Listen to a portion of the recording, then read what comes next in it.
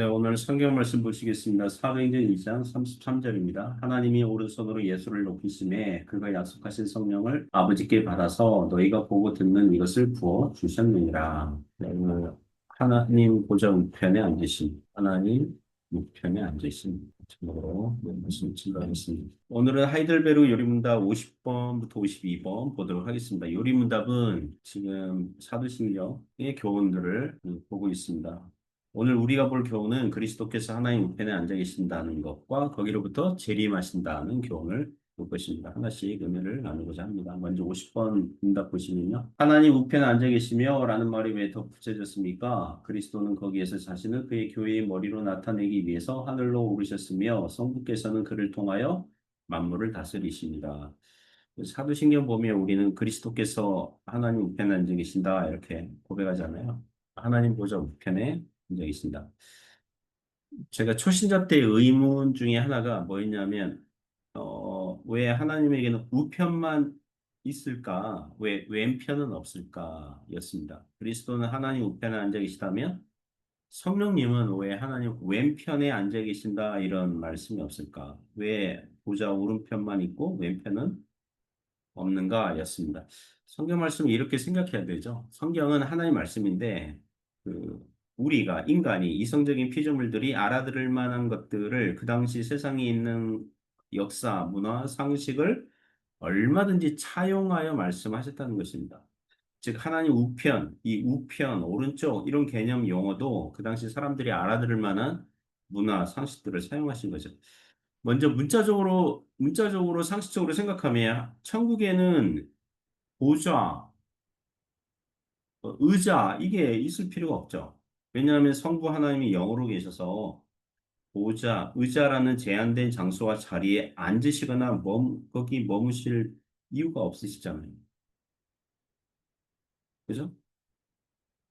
성부께서 보좌에 앉으신들 우리 눈으로 볼 수 없잖아요. 왜냐하면 영이신 하나님이시니까. 그러면 하늘에 그리고 천국에 하나님이 앉으시는 보좌가 있는 것처럼 말씀합니까? 일단 보좌잖아요. 보좌. 고대 왕국의 왕들이 앉는 자리, 왕이 앉는 자리, 왕이 앉는 의자, 보좌라는 용어로 하나님을 어떤 분으로 지금 말씀하고 있습니까? 하늘의 왕, 만유의 왕. 그렇게 알리시고 있는 거죠. 그리고 성경에 보면 오른쪽, 오른편, 오른손, 이런 용어들이 보호와 안전, 능력, 이런 용어로 사용됐거든요. 종종 고대 왕국에서 왕의 오른편에 앉는 사람은 왕과 동등한 영광과 능력과 위엄이 있거나 왕의 후계자 또는 조언자 또는 아끼는 사람이 앉았다고 합니다. 시편 16편 11절 보면 왕의 오른쪽에는 영원한 즐거움이 있나이다. 이거 오른쪽 이게 좋은 뜻의 장소와 위치인 거죠.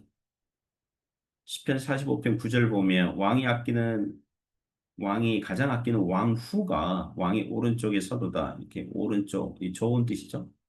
시편 80편 17절에 주의 오른쪽에 있는 자 곧 주를 위하여 힘있게 하신 인자에게 손을 얹으소서. 그 본문에서는 이제 그 주의 오른쪽에 있는 자는 이스라엘을 얘기한다. 그렇게 아낀다 이거죠. 그러니까 오른쪽 성경에 보면 오른쪽 그러면 항상 좋은 뜻을 가진 위치와 장소였습니다.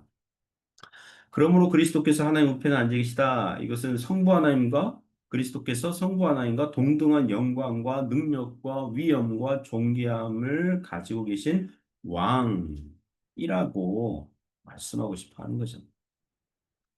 그럼 왜 성령님은 언급되지 않습니까? 또 다른 오른편에 앉아 계신다라면 적어도 왼편에 앉아 계신다. 응? 성부께서 가운데 앉아 계시고 우예수, 좌성령 이렇게 그렇게 앉으시면 좋아 보일 것 같은데 왜 성령님은 보좌에 앉아 계신다 이런 표현이 없습니까? 예수 그리스도의 중보자 되심을 강조하기 위해서다 이렇게 보면 되겠죠. 우리가 삼일체를 배울 때 경륜적 삼일체 용어를 사용하잖아요. 성부는 구원을 계획하시고 성자를 보내시고 성령님도 보내시고 성부에게 순종하셔서 죄인들을 위해서 십자가에 죽으셨다가 부활하시고. 그러니까 예수 그리스도는 구원자와 중보자로서 그 맡으신 임무를 다 하신 거죠. 그리고 이제 하늘에 승천하셔서 창세 전에 아버지와 함께 가졌던 영광을 다시 회복하신 것입니다. 그것을 하나님 보좌 우편에 앉으신 이렇게 강조하는 거예요. 성령님은 믿는 신자들에게 오셔서 그 마음에 영원히 내주하시고 구원의 보증과 인으로서 직무를 하시는 중이에요. 그래서 성령님을 하늘 보자, 뭐 왼편에 앉으셨다 이래 버리면 성령님은 우리에게 오셔서 우리와 함께 하셔야 되는데 그 이미지, 그림, 모양새가 좀 어울리지 않잖아요. 그죠? 즉 하나님 우편에는 오직 중보자만 지상에 낮아지셨다가 죽기까지 복종하신 그리스도만이 앉으시는 우편 이렇게 보시면 되겠습니다. 또 삼일체 하나님께서 존재와 능력과 위엄에 있어서는 서로 동등하신데 죄인들을 구원하시는 역할과 직무에 있어서는 성자는 성부에게 순종하시며 성령님은 성부와 성자로부터 오셨고 성자를 드러내시고 조명하시는 역할과 직무를 하고 계신다. 이렇게 정리를 하면 유익하겠습니다. 그 요리문답 51번 보시면요. 하이델베르그 요리문답 51번. 우리의 머리 대신 그리스도의 이 영광은 우리에게 어떤 유익을 줍니까? 첫째, 그리스도는 성령으로 그의 지체인 우리에게 하늘의 은사들을 부어주십니다. 둘째, 그는 그의 권능으로 우리를 모든 원수들로부터 보호하시고 보전하십니다. 51번 문답은 예수 그리스도께서 하나님 보좌 우편에 앉아 계심이 교회에게 믿는 성도들에게 어떤 유익을 줍니까? 이런 질문이죠. 두 가지로 답변해요. 첫째는 성령님으로 말미암아 그의 지체인 우리에게 성도들에게 하늘의 은사를 부어 주신다는 거예요. 이 유익은 지난주에 그리스도의 승천에서 뭐 비슷하게 배웠어요. 그 유익과 같다고 하겠습니다. 그리스도께서 승천하신 후에 성령님을 보내주셨기 때문이죠. 우리가 읽은 사도행전 2장 33절 보시면 하나님이 오른손으로 예수를 높이시며 그가 약속하신 성령을 아버지께 받아서 너희가 보고 듣는 이것을 부어 주셨느니라. 성령께서 오셔서 예수 그리스도께서 다 이루신 구원을 믿는 성도들에게 나누어 주시려고 오셨다고 보면 돼요. 그리고 믿는 신자들에게 내주하셔서 장차 구원의 보증과 장차 성도들이 받을 구원의 그 보증 그리고 인으로서 그 유익을 주시고 계십니다. 오늘날 신자들이 기특한 생각과 행동을 한다면 성령께서 감동, 감화, 교통하여 주시는 것이기 때문이죠. 성도들이 기도할 생각을 하거나 뭐 예를 들면 주일 예배를 드려야 되겠다. 교회당에 가서 성도들과 교류하고 또 예배를 드려야겠다. 이런 마음이 들 때 그 성령께서 하신 거죠. 괘씸한 친구가 있는데 복수하려다가 그를 불쌍히 여겨서 용서하고자 한다면 성령께서 은혜를 주시기 때문이죠. 그런 유익들이 있습니다. 두 번째 유익은 그는 그의 권능으로 우리를 모든 원수들로부터 보호하고 보전하여 주신다는 것입니다. 요한복음 10장 28절 보시면 내가 그들에게 영생을 주노니 영원히 멸망하지 아니할 것이요 또 그들을 내 손에서 빼앗을 자가 없느니라. 그 보좌에 앉으신 그리스도께서 교회의 머리가 되셔서 그의 지체들인 교회를 돌보시고 지켜주시고 다스리시고 보호하여 주시는 거죠. 그래서 참된 성도들 중에서 하나도 잃지 않습니다. 주님의 손에서 빼앗을 자가 없기 때문입니다. 그럼 52번 그리스도의 재림에 대한 교훈을 다루고 있는 거 보겠습니다. 그리스도께서 살아있는 자들과 죽은 자들을 심판하러 오실 것은 당신에게 어떤 위로를 줍니까? 답변입니다. 내가 어떠한 슬픔과 핍박을 당하더라도 전에 나를 대신하여 하나님의 심판대 앞에 서시사 내게 임한 모든 저주를 제거하는 바로 그분이 심판자로서 하늘로부터 오시기를 머리들어 기다립니다. 그가 그의 모든 원수들, 곧 나의 원수들은 영원한 멸망으로 형벌하실 것이며 나는 그의 택함을 받은 모든 사람들과 함께 하늘의 기쁨과 영광 가운데 그에게로 이끌어 드리실 것입니다. 아멘. 답변 내용만 읽어도 참 은혜롭죠. 그리스도께서 다시 오실 것이라는 교훈은 이 재림 교훈은 성도들에게 어떤 위로를 줍니까? 이 답변에서 간단하게 세 가지로 답변하거든요. 첫째는 예수님은 심판주로 오시는데 그 심판에는 성도들에게는 구원주로 오시기 때문에 위로가 됩니다. 주님께서 재림하시고 살아있는 자와 죽은 자를 심판하러 오시는데 믿는 성도들에게는 구원을 주시려고 오시는 거죠. 로마서 8장 22절 23절 보시면 그뿐 아니라 또한 우리 곧 성령이 처음 익은 열매를 받은 우리까지도 속으로 탄식하여 양자될 것, 곧 우리 몸의 속량, 이 영생, 구원, 뜻이 표현이죠. 우리 몸의 속량을 기다리느니라. 지금 우리 몸은 죽잖아요. 이 땅에서 죽잖아요. 그죠? 예, 죽는데 예, 영생을 누리게 되는 우리 몸의 속량을 기다리느니 우리가 소망으로 구원을 얻었음에 보이는 소망이 소망이 아니니 보는 것을 누가 바라리요.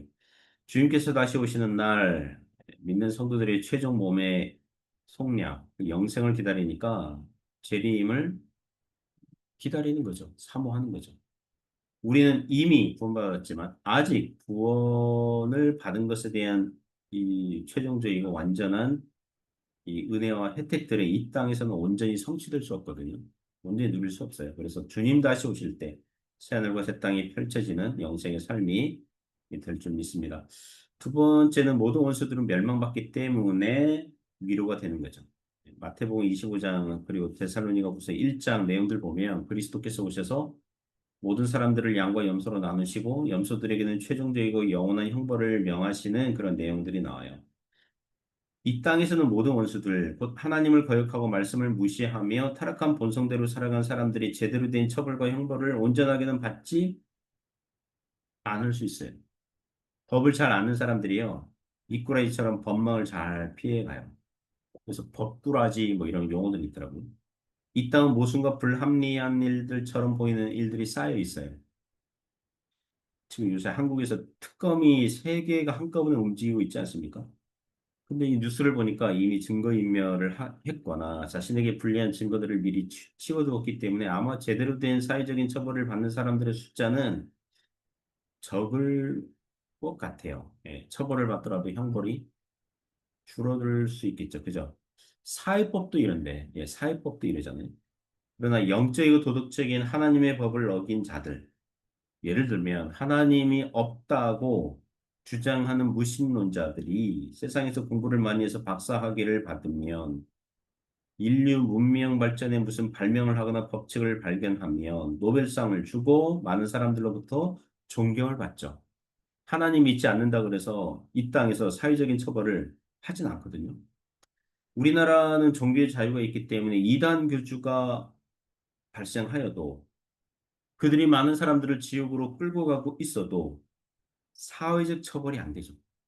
소위 속세를 떠나서 재산이 없다고 그러면서 무소유를 주장하는 중들이 존경을 받으면서 산은 산이고 물은 물이로다. 막 이렇게 버벌을 해도 사람들을 비진리로 인도하여도 사회적인 처벌은 없죠. 그러므로 그리스도께서 재림주로 오셔서 의인과 악인들을 구분하고 심판을 하시는 것이 필요한 것입니다. 그죠? 셋째는 성도들은 하늘의 기쁨과 영광 가운데로 인도하실 거예요. 마태복음 25장 그리고 데살로니가전서 4장 그리고 데살로니가후서 1장 보면 그리고 데살로니가후서 1장 7절과 10절 보겠습니다. 환난을 받는 너희에게는 우리와 함께 안식으로 갚으시는 것이 하나님의 공이시니 주 예수께서 자기의 능력의 천사들과 함께 하늘로부터 불꽃 가운데 나타나실 때에 그날에 그가 강림하사 그의 성도들에게서 영광을 받으시고 모든 믿는 자들에게서 놀랍게 여김을 얻으시리니 이는 우리의 증거가 너희에게 미뤄졌습니다.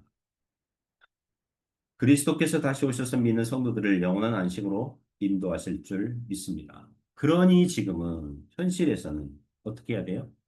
주님의 재림을 믿음으로 기다려야 되죠. 소망하면서, 인내하면서 기다려야 될 줄 믿습니다. 그런 은혜가 있기를 주님의 이름으로 축복합니다. 기도하겠습니다.